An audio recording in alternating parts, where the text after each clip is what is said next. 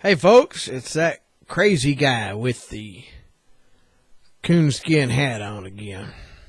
I'm probably going to shoot myself in the foot with this video, but some things got to be said. There are representatives in the state of Tennessee that are, how would you say, they would not defend their constituents from a tyrannical federal government. They're afraid. They get a lot of funding from their stuff. One of them even went as far as to say that the sheriffs in his area, the sheriffs and police, would not want to enforce laws prohibiting the federal government from infringing on the rights of Tennesseans, because we work with them and they're our friends. Well, you know what? If the federal agents were really our friends, they would uphold their oath of office and they would not obey illegal orders. Let me tell you, Tennesseans, the ATF is in our state and they are arrogant as hell. I am nothing more than a peasant. I am a nobody. I am like a bug to be squashed to them. They look on me with disdain. And they probably, most of them would openly say that if it wasn't for the First Amendment, they would throw me in jail for talking the way I'm talking right now. And the scary part about it is, our local sheriffs would help them. I'm going to tell you right now, folks, Wilson County, Tennessee, if they don't put a constitutional sheriff in office in this 2014 election, Wilson County is going to go the way of Davidson County. It's going to be corrupt, anti-constitutional, anti-freedom, big government. For 30 years, the idiots in this county have re-elected a big government Democrat for sheriff.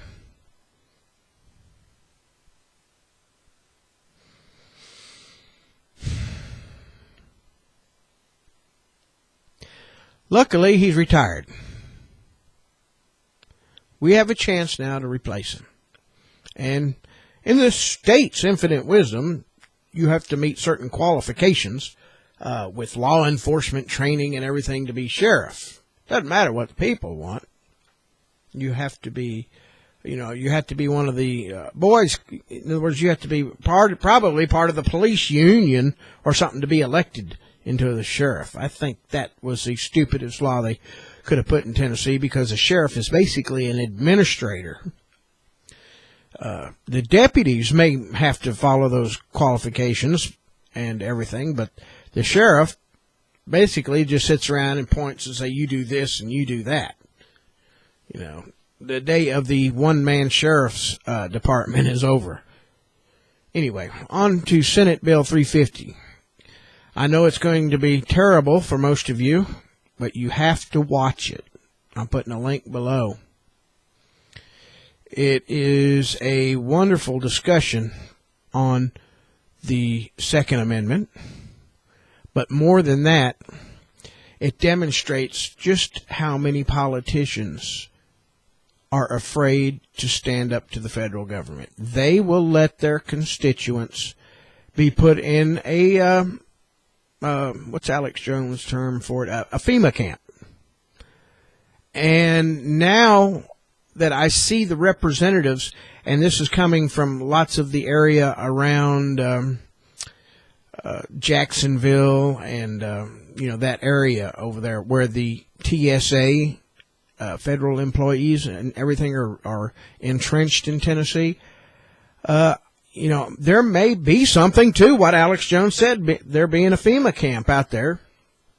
And it's full of federal FEMA people. So, which FEMA isn't bad as long as they stay within their bounds. But as anybody knows that has ever worked with the government, there are bunches of little tyrants in the bureaucracy. They get to be a department head, and then they get this power kick. It's like, I am God in this department. You can't tell me what to do. The citizens are all under me. Oh, look at me ruling over all the peasantry. Literally, there's a lot of people in government that when they get up there, they think that's what they think of the people. They think of us as peasants. And most of the Tennesseans are happy to sit there and play their little video games and be the peasantry. Some of us are not. Anyway, without further ado, you can watch the video for yourself. You can see what they say. Don't take my word for it. I was trying to do it myself to edit out some stuff, but the state apparently won't let me download the video, and their server doesn't let you fast forward. So you're going to be sitting through about a 2-hour discussion on what Tennessee Judiciary Committee believes as far as the citizens of the state of Tennessee having any power over a tyrannical government. Don't expect help from the state with these people running it anyway. But anyway, let me turn the camera around, and I'm going to call this my list of people that need to go. And they're Republicans and Democrats. So this crosses party lines. And you will quickly see why I cannot run as a Republican and I cannot run as a Democrat. Both parties have totally gone off the reservation as far as the original Constitution.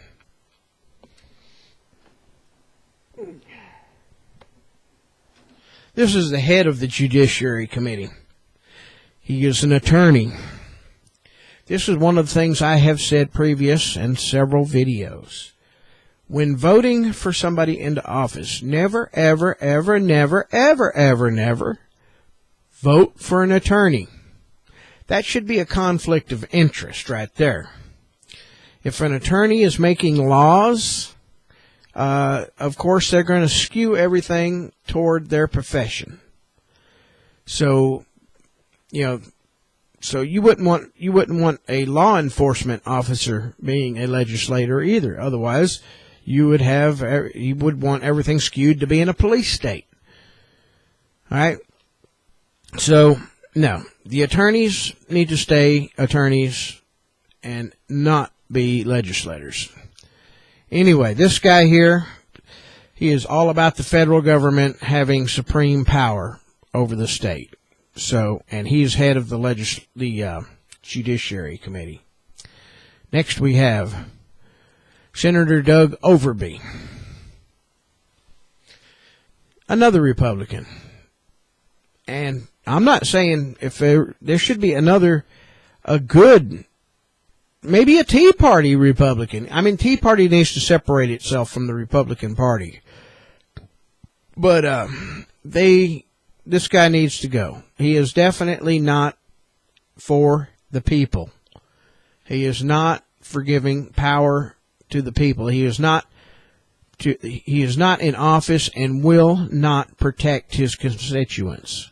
If this guy is your ruler in your area, he's not going to defend you from a federal government. Senator Low Finley, definitely not going to defend you from the federal government. I think he would be perfectly happy if we had a dictatorship. And I just don't, there's a lot of things that I agree with Democrats on. And there's a vast majority of them I don't. I don't believe in the dishonesty of the Democratic Party. The Democratic Party uses lots of deception and dishonesty. if they were honest, people would probably not vote for him. But there's some of their policies that are just fine. You know, I'm all about civil liberties and stuff like that. So, yeah, you know, I'm not putting down Democrats or Republicans. So far, I've bashed 2 Republicans. And let's go ahead and bash another Republican right here. Senator John Stevens. People, he's got to go. He is not going to defend the people. He is going to defend the federal government. Let's throw a Democrat in just for good measure. I fail to understand how this woman is still in office. Is there not another black out there in District 29 of Memphis that is a good, honest, decent, hard-working, God-fearing black man? Why do I say black? Because she's in office simply because of her husband, and she is in a overwhelmingly majority black district. So she is basically there because of her race and her husband. Oh, by the way, her husband used to go ride down drunk down through the streets of Memphis and shoot at big trucks because he did not like tractor-trailer drivers for some reason. But anyway, that was her husband. She comes from a lineage of corruption. And if there is any black man in Memphis and District 29 that hears this, please run for office. We need somebody in there that's honest. And I know it's hard to find, and most people don't want to, but there's a bus going over the cliff. Somebody got to grab the wheel. Here I go shooting myself in the foot. Our Attorney General, he is all about sticking up for the federal government. He is the poster child for bringing Uncle Sam into Tennessee. I honestly believe if it was left up to this man, there would be no state of Tennessee. It would just be, Tennessee would become part of the District of Columbia. I have no idea what makes the little neurons fire in this guy's brain. But apparently he's a good attorney because he's talked his way up to the top there. But you know what? He is not for the people. He looks down. He's another one of the people looking down on us peasants. And I would be surprised if he. Well, I'll probably never get my permit back with this guy in there because he's the guy that's making the decision on my permit right now. So there's a real good chance, and I've talked to my attorney, and I can't afford to appeal it. So his office will, I've lost my Second Amendment rights because this guy here will never let me have them. Well, I won't say never. The Lord could lay it on his heart, Look what the Lord did to Pharaoh, So he, even the Lord could move a Pharaoh to change his mind. Maybe the Lord will lead this guy to change his mind too, because all the evidence says that they were wrong to take my permit. Okay, here we are with Bill Haslam, State of Tennessee. Let's go to Bill's biography. Doesn't he look happy? Yeah, we need to send him back to Pilot Oil and go back to being a CEO because, you know what? I honestly think he thinks of all us Tennesseans as his employees. And if anybody's ever dealt with CEOs, they sit on a throne and they consider themselves lord over the employees. And no, he will not stick up for the Tennesseans either. This man will not defend the Tennesseans' rights. Like I say, this is the reason right here, because of what he has said, that I know for a fact to be untrue, that I have to run like I say, like I asked for the people in Memphis, if there's a bus going over the cliff, somebody has to grab the wheel. Now, that's not saying that if I saw somebody better than me, that I would not hand the wheel over. But right now, there has been nobody say that they're going to run against Haslam. First off, the Republicans won't do it because, Republicans just don't run against Republicans generally, especially at this level. But Bill Haslam, you need to go back out there and go back to Pilot Oil. Because as a governor and somebody I would trust to defend my rights and liberties, you get an F.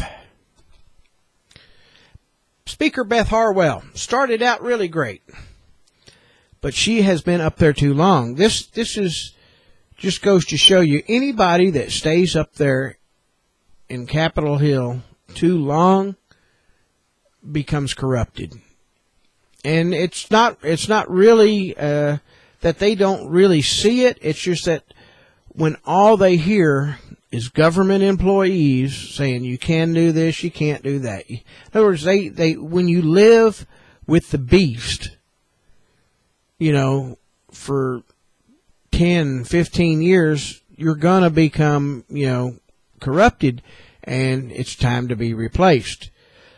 So, Senator Beth Harwell, good job. You've been there too long. It's time to turn your gavel over to somebody else and take leave. Ron Ramsey, he ran for governor a while back, said, I'm going to stick up to the federal government. Look at me. He even had videos with his cowboy boots on saying that he would kick the federal government out of the state, and, that he was going to stick up for the people of Tennessee. The whole time he was doing it, he was in bed with them. So, Ron, time for you to go too. You can't be trusted. I don't trust you. I don't believe you. Ron Ramsey needs to be replaced.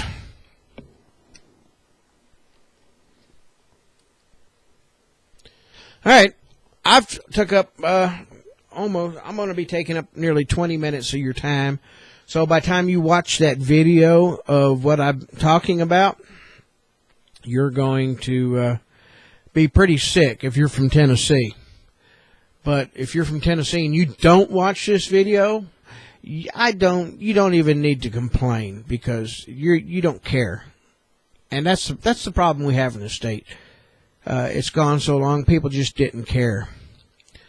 I mean, the Tennessee Firearms Association dwindled away after the Firearms Freedom Act. We figured in Tennessee, well, we won. We've got the Firearms Freedom Act. Well, come to find out, the Firearms Freedom Act didn't protect us from squat now that Obama's up there trying to push federal laws. Right now, we could have companies like Magpul and what's that other one? There's one leaving Maryland. A big company, too. I'm wanting to say, not Smith & Wesson, but anyway, one of the big firearms companies is up there in Maryland, and Maryland's going to pass some draconian laws, and they're going to leave. We should be down here in Tennessee saying, hey, come on down here, folks. Come on down here. We would love to have you build your factory down here in Tennessee. But no, we got stupid politicians that say, we need more gun laws, too. Tennessee needs to reform weapons laws. We need to get rid of the 1934 Firearms Act and the 1968. 1934 was an infringement. It was an infringement on the Second Amendment. The 1968 National Fire, the thing that put the ATF, alcohol, tobacco, and firearms, there used to be a tax collection agency. Now, you gave them law powers. Senator Alexander and Bob Corker voted to do the same thing with the Food and Drug Administration. So now we've got Food and Drug Administration cops. It's going to be Department of Agriculture cops going to be kicking down farmers' doors.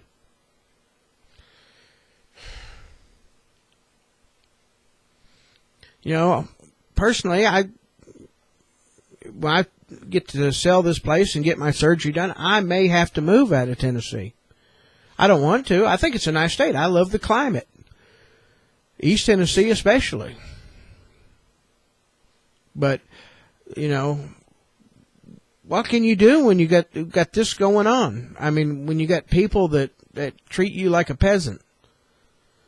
You know, I thought that was over with. So much for our country is degressing. We're not progressing into anything. We're regressing. We are actually headed back to probably an oligarchy. Our republic is dying, folks. In Tennessee, the republic is dying rapidly. If there's any Tennesseans out there with any balls, you need to run for office. If you're in a district where your representative is not constitutional, your representative looks on you like a peasant. Easiest way to tell is go to a meeting. Go to one of the small meetings where your representatives is at. Talk to them. Usually you can get a feel if somebody kind of looks down at you. You know, they turn their nose up at you. Or they'll just turn their head down and shake their head when you're talking, you know. You'll know. Bring up the Constitution. And when you bring it up, have a copy of it with you. And don't just do the Second Amendment. Bring up the First, Second, Third. Third, we haven't had much of a problem with. But bring up all the first 10 amendments to the Bill of Rights.